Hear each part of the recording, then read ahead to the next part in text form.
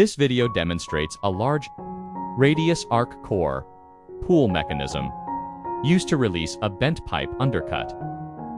The motion is driven by a hydraulic cylinder.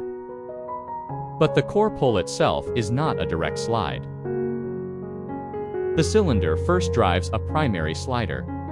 That slider transfers motion through a link mechanism. The link then drives a secondary slider, which moves together with the bent pipe core. Together, they complete the arc core pull motion. This indirect motion chain allows a long curved undercut to be released within a compact mold layout. The mold is built on HASCO standard components with a 1+1 cavity layout.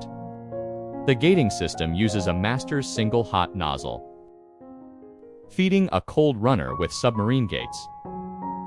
One critical design rule in this mechanism is clearance. The core pull stroke must include an additional 5-degree safety margin.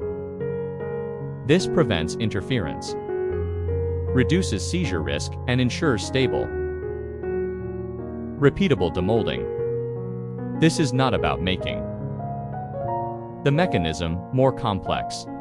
It's about making the motion reliable. If this engineering breakdown was helpful, please like the video and subscribe. For more practical mold design insights, we are Moldevo. We provide external injection mold design, DFM, and mold flow analysis for complex tooling projects.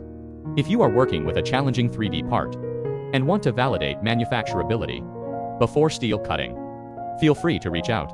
Thanks for watching, and I'll see you in the next video.